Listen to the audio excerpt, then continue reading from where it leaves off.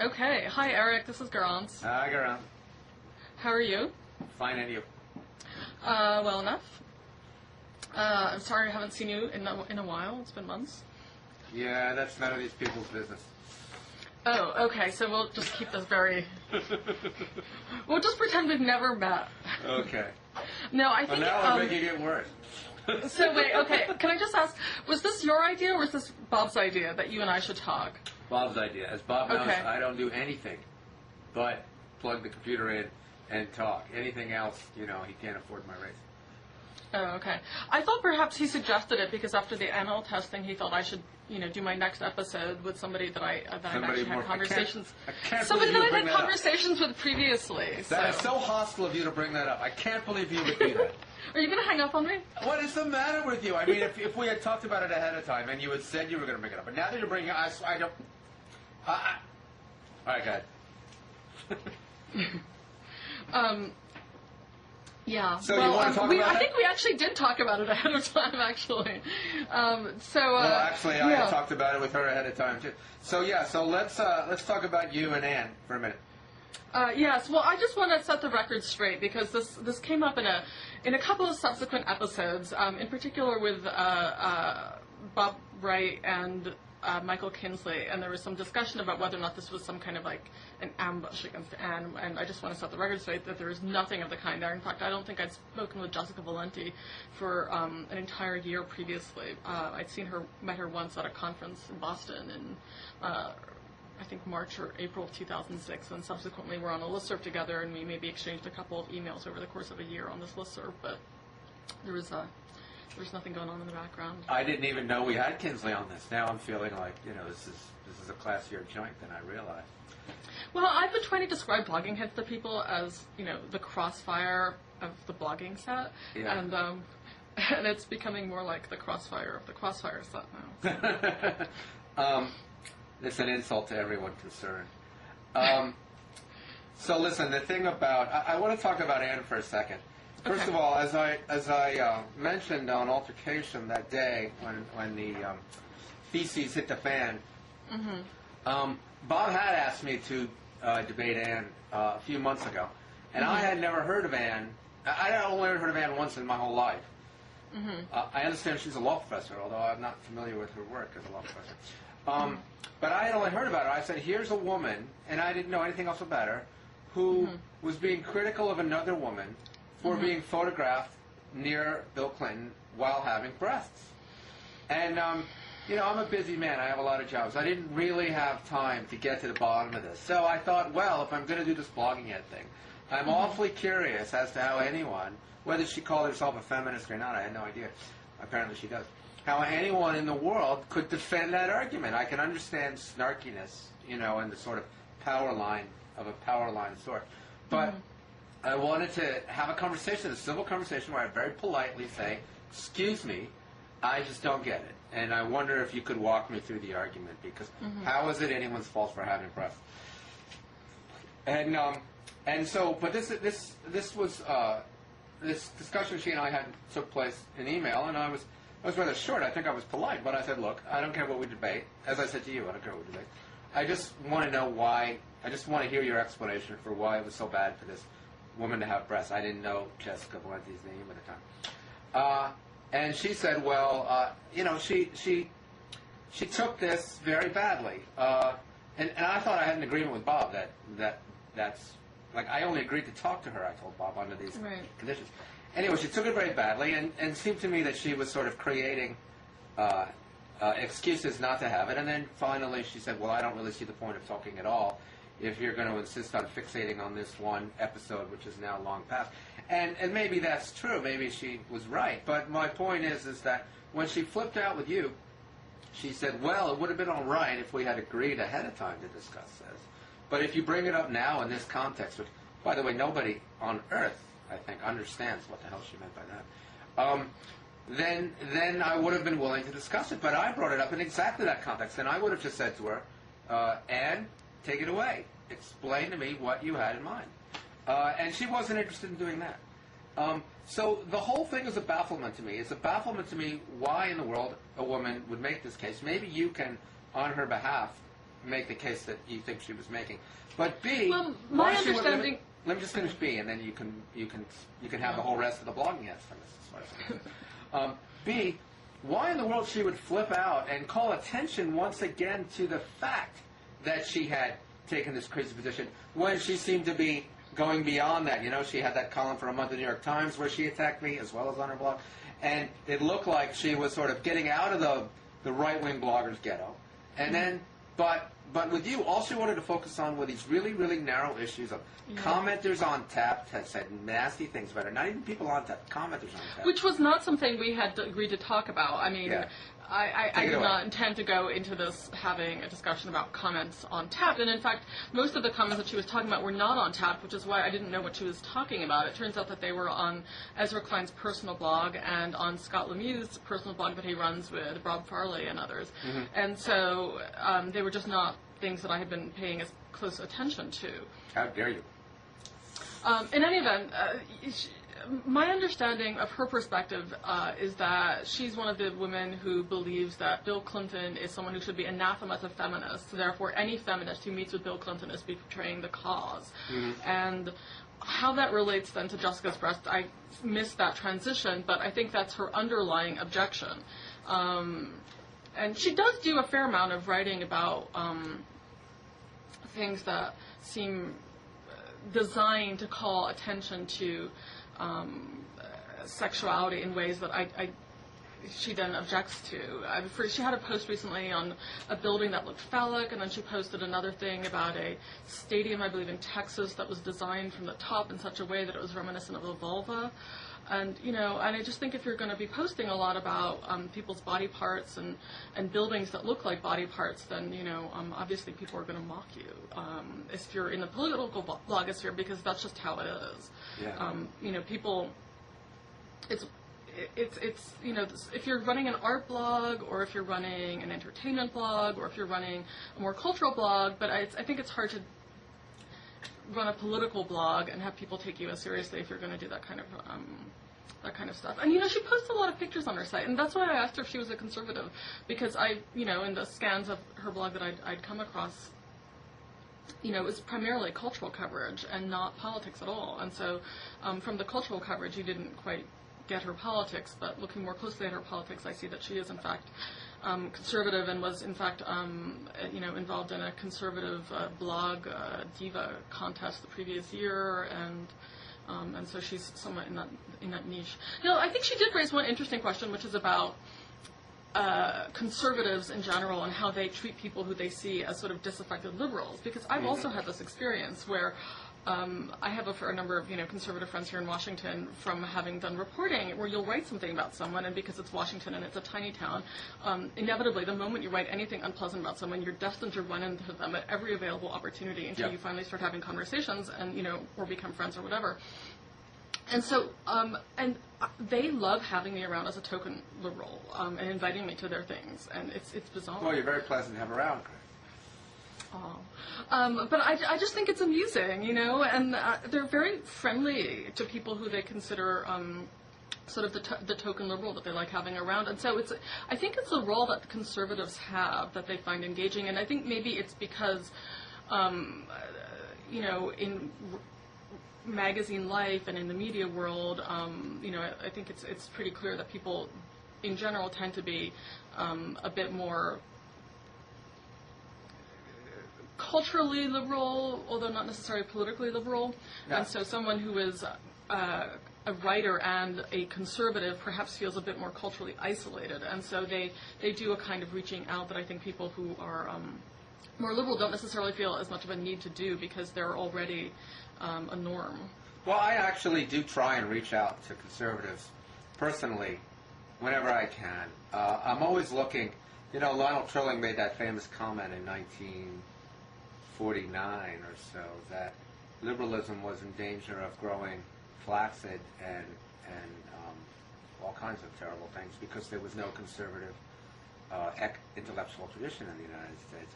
Mm-hmm. And I'm constantly, for two reasons. One is sort of self-serving, which is I think it helps my reputation to be able to, as an honest liberal, to be able to point to conservatives whom I admire and agree, with whom I agree and whom I admire. But also, I want to sharpen my own ideas and test them against conservative ones. And and also in New York, which is a little different than Washington, at night we don't take politics seriously. So I'm going to a book party tonight for a friend of mine, and there'll be people who I have attacked incredibly intensely in print, and I'll be perfectly pleasant to them if they're in fact pleasant to me. And we'll just ignore the whole political thing. And in Washington, that doesn't happen quite so much. You know, I don't know. I feel like I think the conflict is at perhaps higher levels or something, because I feel like there's a lot of back and forth at the in circles that I know. Anyway, maybe we're using this as a transition to another topic, but I'm always looking for conservatives that I can be friendly with and exchange ideas with. I used to enjoy doing this with David Brooks very much, but I feel like he's gone over the deep end. I went on a National Review cruise and I made friends with a few conservatives. Richard Brookhiser. How was that? I want to hear about that. Oh, well, I wrote a great piece on that, if I do say so myself, called Heart of Whiteness. All right, we'll have to include that in the links on the sidebar. Yeah, I don't think it's linkable. I think it's in the book, The Best of the Nation, 19-something to 19-something, but I don't think it's ever been online. But, well, we can probably grab it off of Nexus and put it online sometime. Oh, that'd be good. That'd be fun. Yeah, we can do that. Anyway, I had a really good time, and I had a lot of interesting discussions. I was treated as kind of a zoo animal on that cruise. Right, that would be the token liberal role again. Yeah, but I'm always looking for conservatives that I can feel that I can with whom I can respectfully disagree. And I feel like George Bush has so corrupted the conservative movement, the Bush administration has so corrupted the conservative movement that there's almost none left. I did an episode. The last blogging heads I did will never be seen by you people. I know there's going to be a lot of crying in the comment section over this because Jonathan Chait, something went wrong technically, but he and I spent a few minutes discussing which conservatives we continued to learn from and to admire. The name I always bring up is Chris Caldwell, which is a pretty popular he's a name. fantastic writer. Yeah, and a really thoughtful journalist. I mean, his work on Islam in Europe is great, regardless of your politics. I like Rick Brookhiser, too. I think he's a decent fellow and one who you can talk to and disagree with. I don't feel this way about Brooks anymore. I feel like sort of the ascension of Jonah Goldberg is an example of just how intellectually bankrupt, how much conservatism is a kind of movement shtick rather than a thoughtful position. I think Jonah was once much more thoughtful than he is. The idea that he can publish a book about liberal fascism to Hillary Clinton, it's just so, I mean, it doesn't even, you can't even respond to crap like that. So I'm wondering if you, Jonathan Chait, he wrote this up recently, he picked out Ramesh Ponnuru of National Review, with whom I meant to start getting familiar, but I haven't really done it since. I'm wondering who you would put in that category of conservatives, who you learn from, and who against whom you can test your ideas. Well, I mean, I don't know if people still consider Andrew Sullivan a conservative, but he seems to consider himself a conservative, and I think, his blog is very interesting, and he has a real a sensitivity to things that go wrong in the world in a way that you don't often find on conservative writing, which is always so disdainful. And let's see, who else would be? I'm going to take a pass on all Andrew-related matters. Why? Is there some backstory? It's funny. I'm just not getting any support anymore for my hatred for Andrew. It's like, even, people say, just give it up. And I say, because it's an interesting issue. I keep bringing this up. It's the same issue I have with Peter Barnard, who is a very nice guy and a real gentleman. But Peter Barnard has written apologies for his position on Iraq of almost poetic quality. But he has never addressed the issue of why he felt free to treat those with whom he disagreed with such withering contempt, as if we were idiots and we were anti-Americans and we were not patriots. I believe the term that Mike Tomasky quoted of his was living on planet Chomsky. I believe that's Barnard's term. In any case, he used the term pacifist. Andrew wrote the worst things that anybody has written about those who opposed, about those who held the views back then that he holds now, about people who could have saved the country had they been listened to. All of the source that it's gone through when he was still saying he was still wearing a George Bush cheerleading uniform. Now he's very good at saying. Can I just interrupt for a second? Sure. I feel like that's a whole debate that I've been watching people have with each other for, close to the last year, sort of relitigating the war. Yeah. And I sometimes feel like this is a debate that is really not taking into account the fact that this war would have gone forward whether or not these people supported it or did not support it. I don't think that Peter Beinart's opinion on the war was going to change George Bush's mind. That's absolutely true. But the reason it matters, aside from the fact that I was called a traitor to my country by the person we're discussing, which rather rankles. But the reason it matters if you're not me, if you're just someone else, is that these same people are like the Washington Post editorial page, Andrew, the New Republic, they're still insisting on the right to guide our thinking about foreign policy in the future, particularly about wars in the future, particularly about Iran, say.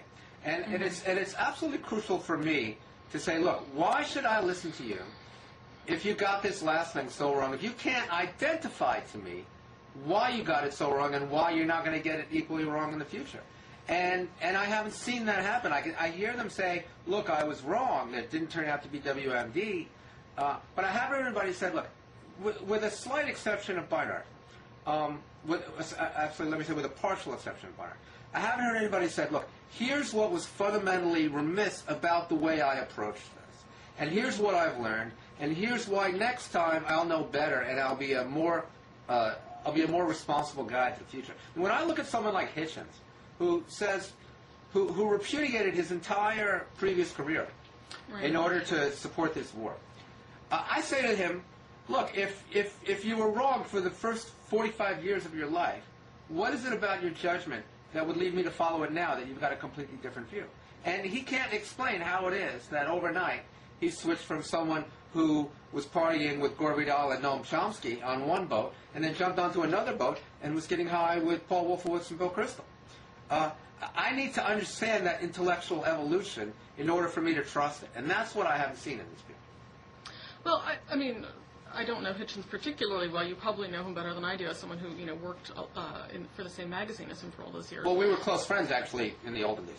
Okay, but, I sometimes actually wonder if, being at The Nation for a very long time, because it's such a unique liberal environment, and so much more to the left than probably any other publication, major political magazine in America, has an impact on people and creates a kind of contrarianism. And I was wondering this about Ann Althouse as well. She's been a professor at University of Wisconsin-Madison since 1984, and I imagine living in Madison, Wisconsin since 1984 has an effect on how you view politics in this country, so that you might get a certain cachet from tweaking the majority perspective.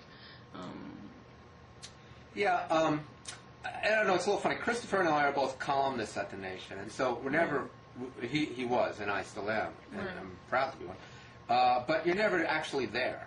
But you do get sort of feedback from the institution somehow, even if your editors happen to, even if you have a good relationship with your editors, you still get sort of grumbling, most of it in the form of readers and people you meet and so forth. Mm-hmm. And I understand this about Christopher's evolution, which is, there's nothing more annoying in life than a holier-than-thou leftist saying, you're not as moral as I am, you don't have the courage that I do, and that's why you've sold out on this issue, whereas I'm still upholding the flag of revolution, and you're a sellout. Right, and virtually every single person on the left will be attacked with that exact analysis, probably at least once a quarter, and depending on what you write, once a week. I mean, it happens all the time. It happens constantly, and it's one of the more annoying things about writing in the sort of left precincts. And I think, that kind of... I feel like a lot of this stuff was it was more cultural than it was really political. It was about the aesthetics of political positions rather than about the actual positions themselves. Well, this is that's a fair point, but I also think this may be one case where, I hate this expression, but that the personal is political. I mean, The thing is you get enough of that, and you really start to resent the side from which it's coming, and the other side is welcoming you with open arms because they love converts. It proves that they were right the whole time. Right. I've never. Right. I mean, like there's the whole book that just came out.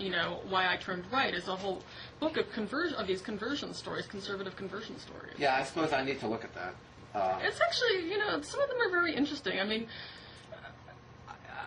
I found David Brooks' piece rather endearing, actually, because, I also grew up in Greenwich Village, so I sort of understand that kind of Alex P. Keaton reactionary impulse that people can have growing up in an environment like that. And some of the other ones, it's not clear that they actually ever were anything other than on the right, such as Rich Lowry. He, grew up very conservative in Virginia and was one of these people who describes himself as having been in high school, just loved to tweak people and it was a conservatism of just sort of sticking it to people, and you can sort of see that as a Yeah, well, that's the way I spent a lot of time with Lee Atwater, believe it or not. And he described growing up in South Carolina where the entire establishment was Democratic, and it was a big throw for him to be a Republican, and it almost didn't matter. Like, it was all about winning. It didn't matter that it involved these horrific, racist policies and screwing poor people and so forth. It was just all about being, the rebel against the establishment. I think there's a lot of self-flattery in those. But I am really interested in this. I always think that, I'm always trying to give away this idea. I think that magazine should have a page called I Was Wrong. And people should explain how it is that they came to change their mind about something fundamental. Because I think it's the hardest thing in the world to get people to explain why it was that they were wrong. In most cases, they just say, I was right, the world changed. And even, last week when I had my blow-up with Joe Klein, he was actually saying he was right in that famous quote of his where he said that there was only one conceivable possibility for George Bush, and that was to govern from the responsible center. There would be no tax cut. There would be no nothing. Right. He explained that he was actually right when he said that. And I think it's fascinating how good people are at fitting the world into a box which proved what they thought in the first place. And I think that political psychologists need to spend a lot more time figuring out how to get people to change their minds. Democrats think, particularly liberals, think that they can just give people a set of facts and it'll change their mind about things. I'll say, universal health care is a good idea. Drew Weston has a book coming out about this now. I read his TAP piece, which is very good. Put a link on that, people. And also, I saw him speak recently, and he's very good about how the Republicans understand narrative and the Democrats don't. But I think what he's talking about is narrative that reinforces what people already believe. What I want to understand is how to get people to change their mind. How did Robert Kennedy move to the left? Most people move to the right. Well, I guess one of the reasons I find some of this, you must apologize, everyone must, come clean, I feel like it's kind of a power play by a certain group of writers against another group of writers, which is fine. But the reason I'm not interested in it is because I didn't write word one about the war, and a lot of the people I find who are now, most aggressive about attacking people who were pro-war either did not write much about the war themselves or were in fact pro-war. And, at the time I didn't really know. Who are you thinking of? Name names. Well, I mean, even just at this magazine, I think, I don't really want to get into it, but, a lot of people were for the war. It was... some of them, it was because they were young, and you can't really hold it against them. Some of them, it was because they, it was this sort of trendy position in Washington amongst a certain young group of people. And if you had a dissenting viewpoint, there was no social support for that dissenting viewpoint except amongst people who were about twice your age and who had been socially marginalized in Washington. And so the marginalization pre-existed the view. I just feel like there's a lot of score settling going on right now that I don't find it interesting. What I find interesting is how communities create an environment where other people can't get heard. Mm-hmm. And I'm just... I think this historically has been the role of the New Republic, by the way, which is to marginalize those with whom it disagrees, almost always on behalf of Republican wars. At least for the past 34 or so years. And I think that what you're talking about, the New Republic, it's less and less influential, obviously. But when I was a young writer in Washington in the 1980s, and the wars were Ronald Reagan's wars, it did exactly this. It made you feel kind of like a loser if you didn't get with the program, if you didn't understand that. Barnard describes this pretty well, approvingly, in his book. But the idea that there was going to be a democratic liberal way to fight to support Ronald Reagan's wars, and that if you were still stuck in the old nation, America's evil, you know. But they were right on Kosovo, and they were right on Bosnia. You know, I changed my mind on Bosnia and Kosovo. That's one fundamental thing where I changed my mind. I was against it, and I was wrong. You know, and they were there, and I interned there, you know, during the American Initiative in Kosovo, and you know, this was something people at that magazine had been advocating for a very long time, and they helped shape a public consensus for a successful American intervention against a ethnic cleansing initiative, and that was a good thing. Yeah, just to be fair to myself, to set the record straight for a sec, I wasn't. Kosovo is the only instance I can remember since I've been doing this job where I actually couldn't make up my mind. Or Bosnia. Kosovo I favored. But the whole Bosnia thing, I just couldn't make up my mind. I was paralyzed. I didn't know what to do.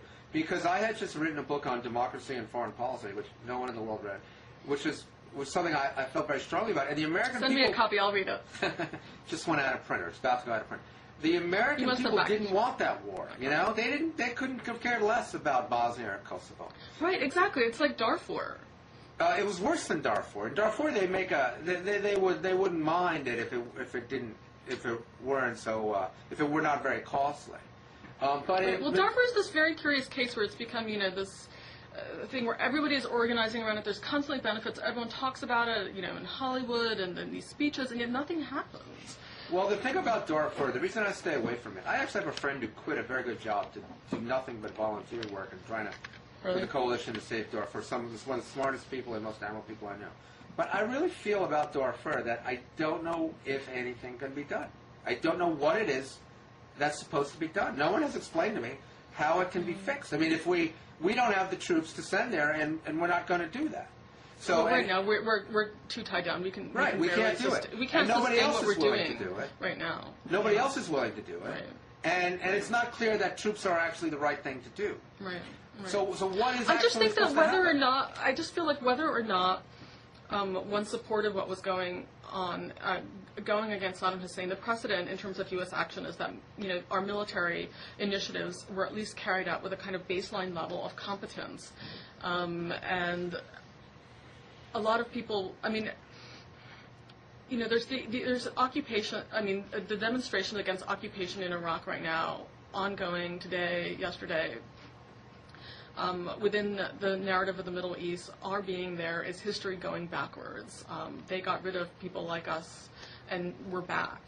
And it's their history going backward, and that kind of regional history, I think, was really not taken into consideration when people thought about going there. But I don't think any of us could say that if there had been a competent administration that had done this differently, it might have turned out to be less of a disaster. It probably would have still been very difficult, but it would have definitely been less of a disaster. It would have definitely been less of a disaster, but it would have been impossible, I think, nevertheless. I actually... There's no way. We shouldn't be there anymore. We shouldn't have been there this long. Doing what we're doing right now. It should never have been part of the plan, and it wasn't part of the plan. Yeah, I'm not sure what you're arguing here. Well, I don't know either at this point, but okay. I guess I find that there's a kind of score settling that journalists are interested in right now, or just a kind of intellectual journalist is interested in right now with regard to the war, which I don't find interesting because I feel like there was such a consensus to go to war at the time, and I sometimes wonder myself if there hadn't been such a consensus around that, and in the same way that there's such a consensus that everybody's wrong about everything now, you know, other voices would have spoken up. So I'm just suspicious of all consensuses. I don't feel that way. I'm sure I'm one of those people who is obsessed with settling scores. But as I said, there were a lot of people I admire, people I learned from, people who know something about the history of U.S. foreign policy in the area, who were against this war, and they weren't listened to. They were just shunted aside. They were mocked. Their patriotism was questioned. And those, I think, barring any other evidence, I think those are the people we should be listening to today, because those people have a proven track record of understanding how, the complexity of the issues in which the issues that are raised by intervention. Some of them have a proven. And some of that's them why do have I a proven think we need track to fight record. about Some it. of them have a proven track record of recognizing issues, and some of them. I don't think you can say that about some of the others. Of course, it's not true of everyone, but I think the burden should be on people like Bill Kristol and Richard Pearl, and, Well, certainly, yeah. and so forth, and the people who are still on television and in the op-ed page, and the Washington Post editorial page, But Richard Pearl was in government. to say, here's why I got it wrong, and here's why you shouldn't dismiss everything I believe. So because, in other words, their track record is listen to me, and the result will be disaster. Now, if they want me to keep listening to them, particularly since most of these people I'm want to go sorry. to I work. guess we needed to clarify. I mean, I thought you were talking about the sort of intra-liberal score settling as opposed to the actual sort of pro-administration position. I'm talking about the intellectual debate that I'm not just talking about Paul Berman and Peter Beinart. I'm talking about everyone who was involved in this debate. And what I'm saying is the people who won that debate not that won it, but who were on the side that won, which was George Bush's side, those people their judgment has all been proven very bad, to be terrible on the most important issue of the past couple of decades. Now, fine, it's possible to be a good person and to be a very good analyst and to still be wrong. The world is a very unpredictable place. But what I'm saying is if they want me to keep listening to them and take them seriously, they need to explain why it is they got it wrong and what they've learned. Because those same damn people are saying, let's attack Iran right now. And I'm saying, I've had enough of you people. You don't know what the hell you're talking about.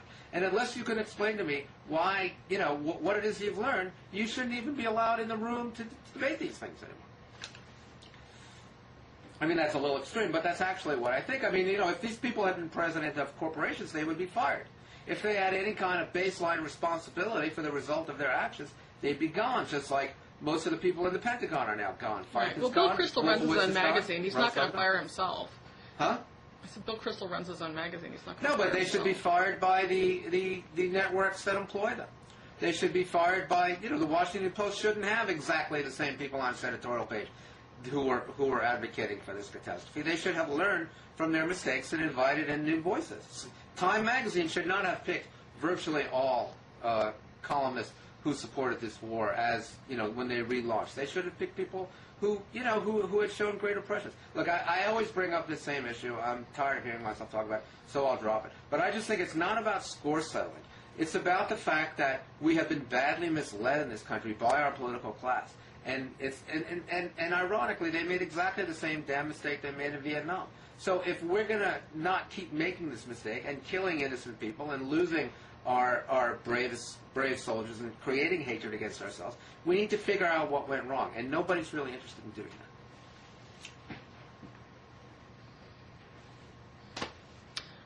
I think what went wrong started at the top, though. I mean, I think the press is part of it, but it started at the top, and it starts with Bush. And the entire system of checks and balances between the press and the politicians broke down because somebody discovered somewhere along the way that if you just ignore press and you work through the scandal, then you can just keep going. And then what do they have left? What does the press have left?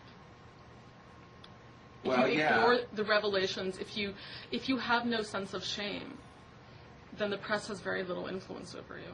It's true, but the press could have become an opposition press, say the way that The Guardian is in England, and they didn't have the courage to do that. The way The Guardian and the BBC both did, by the way. The BBC, of all things, the institution of the state, became an opposition press against a liberal government, and our press became a lapdog press for a conservative government. I think I think that's a perfectly fair comparison to make. Well, speaking of people who should be fired, there's a great deal of controversy about Don Imus right now.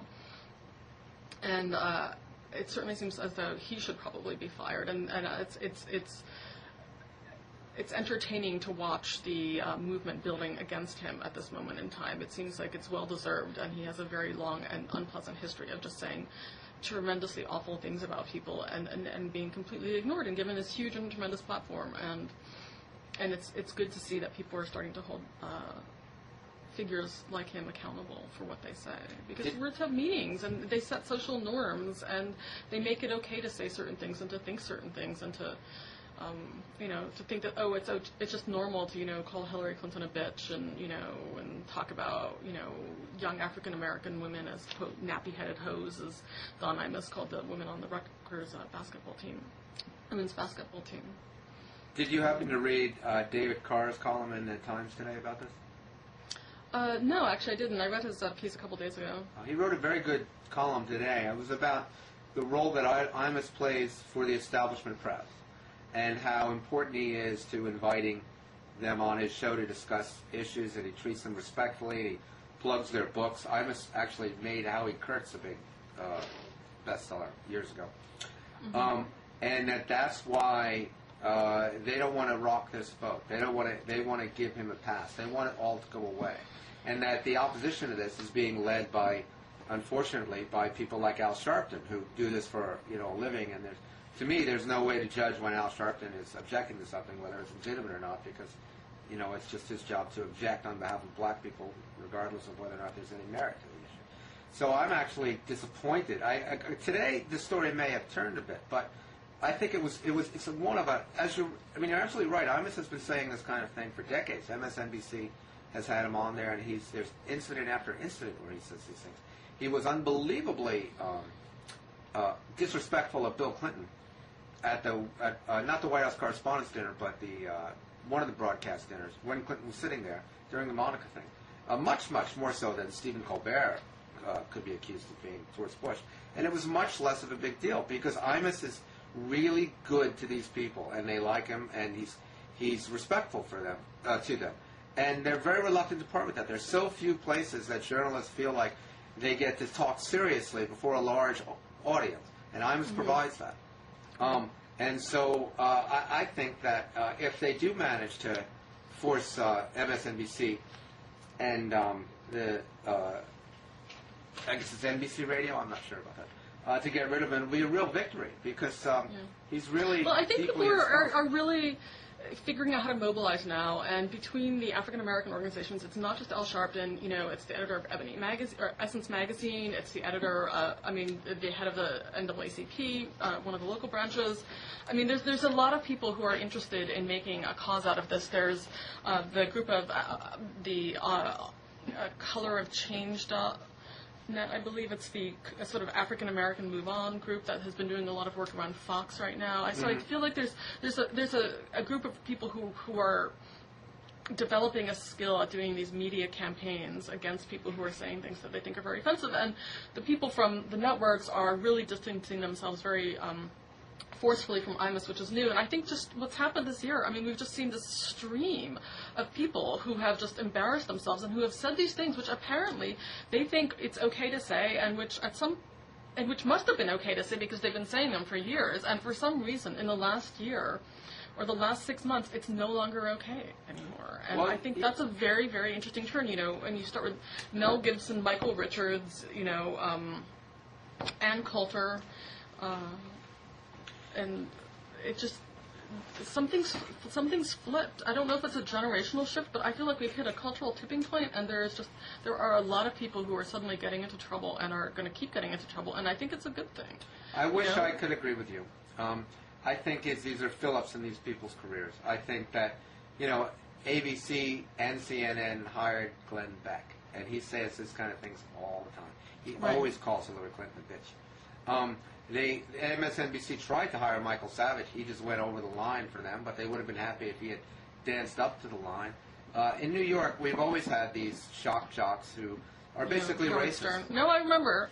There was a guy named Bob Grant for a long time. I was on a show once. I didn't know what I got myself into, and they're just racist. And Rush Limbaugh is a racist, no question. If you look at what Limbaugh says, he's always he had that example after example. If you go to Media Matters page.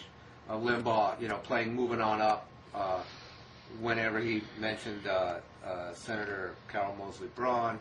There are a bunch of examples like that. And this is considered edgy. This is considered hip. Right. This is considered cool. It's the old men at the networks chasing what they think is a younger, audience, which is where the advertising dollars are.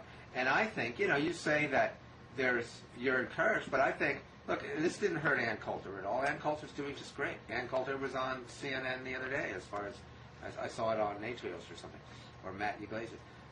These people still have very good careers. Michael Richard is disposable. He's an out-of-work actor who had no career at all. So naturally, we're all going to pile on him.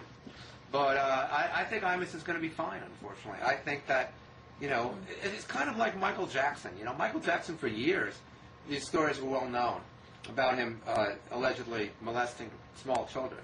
And then his career kind of went in the tank, and it all of a sudden became possible to talk about them. But as long as these guys are making a lot of money for the networks, and the networks are going to be behind them, and a lot of things are just going to be swept under the rug.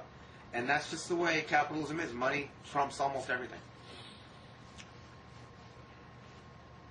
I mean, it'd be interesting to see. That's a cynical perspective. I guess right. I disagree because I think that the Democrats have had some success with their pushback against Fox, and I think that they had some success with their pushback against Ann Coulter. And I think that they, she's going to continue to be around, but it's not going to be the same. I mean, she jumped the shark. She just doesn't have. It's over for her. It's all downhill from here, And I just. I mean, she's not going to be impecunious, and she's not going to be, completely outcast. I mean, that's not how these things work. But it's just, she's not going to be in the same place that she was, and she isn't. But Garance, I mean, maybe you're right. Neither one of us can say for sure. But she was on CNN. She was respectfully interviewed as a guest on CNN. That means she's not an outcast. That means she's a respected and admired voice. Pat Robinson, he made those comments about how we got what was coming on 9/11. He's made all kinds of anti-Semitic comments over the years. He's treated incredibly respectfully by these citizens. Jerry Falwell accused Clinton of committing murder. He doesn't go away. These people represent real power in our society, and real power is more powerful than Al Sharpton.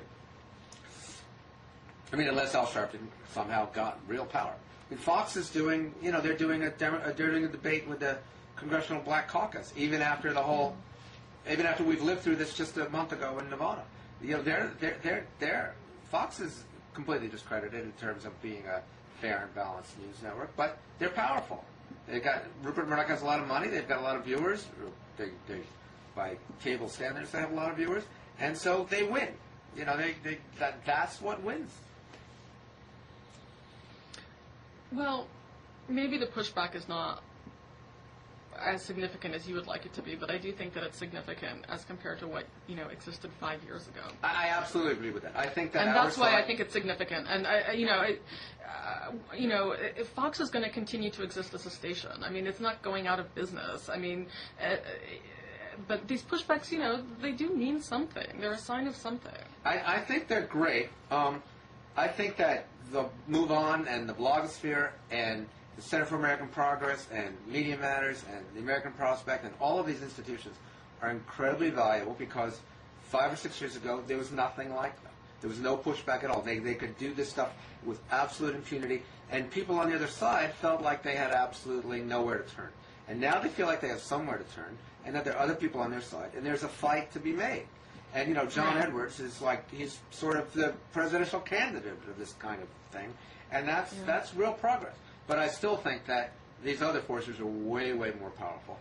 Right. I mean, it's a national news network is obviously much more powerful than the Reverend Al Sharpton, who at most can command 150,000 votes in New York City.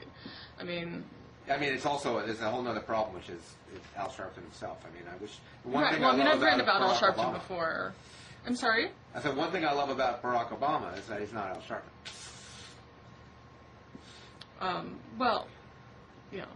But I mean, he's so different. He just comes from a completely different cultural milieu and just totally different background. Well, I guess what I'm saying is I think that it's a little touchy for a white Jewish male to say, but I think that there's been a crisis. Well, you've never shied away from saying touchy things, Eric Alterman. Okay. I'm not shying away. I'm just allowing for the fact that I'm going to try and say it as carefully as I can, that there's been a crisis of black leadership in this country since the Civil Rights generation.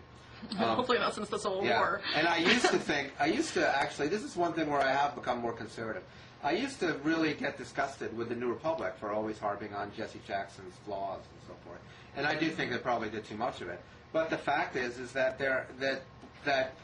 the generation of black politicians, either the establishment politicians like Charlie Rangel or the anti-establishment politicians like Sharpton and Jackson, in terms of not being elected officials, they have nothing to show for their efforts. There's no powerful black presence, or more important to me, actually, poor people's presence. Poor people have very precious little voice in our system because they've been so balkanized. And I think that one thing I love about Barack Obama, I'm not saying I support him for president, but one thing I love about his rise as a national voice is he's not a balkanizing presence. He's a uniting presence. And he's saying, I've just been listening to his first book on tape. It's a wonderful thing to hear it in his voice, actually. It's very moving. He read it himself? He read it himself, yeah. Oh, wow. Which is really, really hard. I read What Liberal Media on tape. It's a long book, too, to read yourself. That must have taken a very long time. It's not the entire book. It's oh, okay. Excerpts from it. Because the whole book, I mean, it would have taken him... It would take a lot of commuting. I think it's 8 CDs, though. It's a longish part. Anyway, but the idea of saying, growing up the way I did, black in America and also Indonesia, gives me certain insights that wouldn't be available to someone else. But I'm going to use those insights to bring people on who haven't had that experience together and try and help out, try and create a coalition rather than try and just speak for my own narrow slice. Sharpton and Jackson, I think, have been disasters for black people in America because black people are first and foremost, not all of them, but they're disadvantaged. Of course, again, not all, but most black people are poor or are not nearly as well-to-do as white people, and telling them. I don't think the majority are poor. I think it's in the it's a higher percent than among whites, but it's not the majority. Yeah. Okay. I'm interested in politics, and that's why I'm trying to.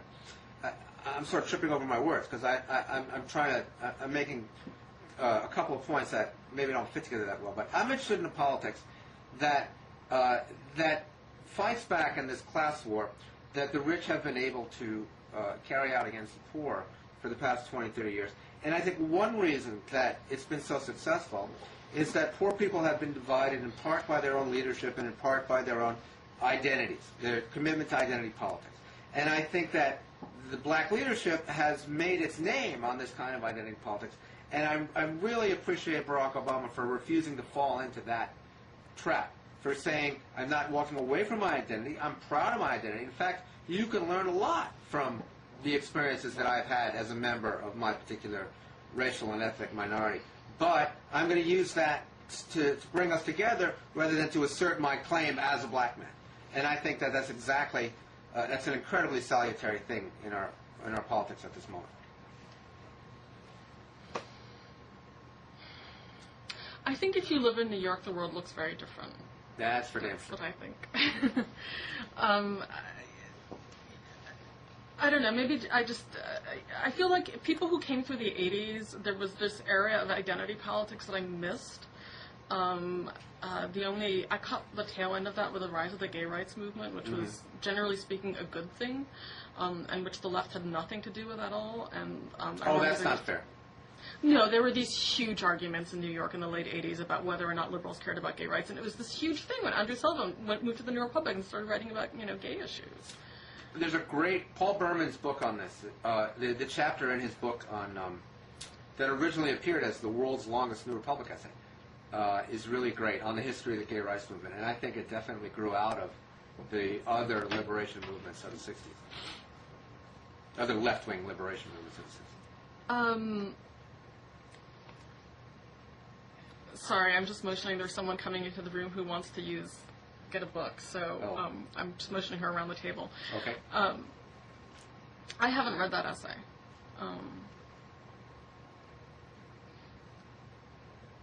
Anyway. I mean, Barack Obama certainly represents, his experience living in Indonesia as well, and having an understanding of the third world and of poverty, and a little bit of an understanding of the Islamic world as a normal place. I think it makes him very appealing to a lot of people, and his ability to sense in people what his position has.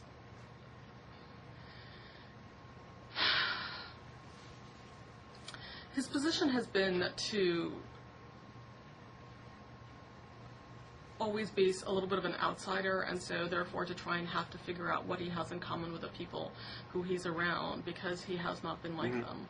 And so he has a gift for sensing what unites people and what they might have in common, even though they're different from him. And I think people who are looking for a kind of pugnacious partisanship are looking for something different than what he's offering in that, because they're afraid that this means that he's not going to be aggressive enough in fighting the right wing, for example, or fighting people who they think he should fight.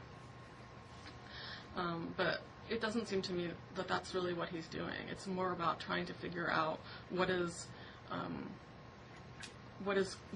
people's core values, and where do they stand, and how can you reach across these boundaries between people and between cultures,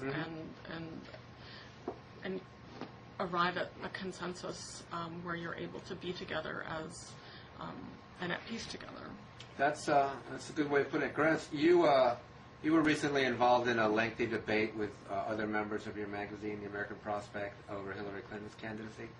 Why don't you talk a little bit about that, and tell us if it had any effect on your view of that candidacy. You're basically supportive.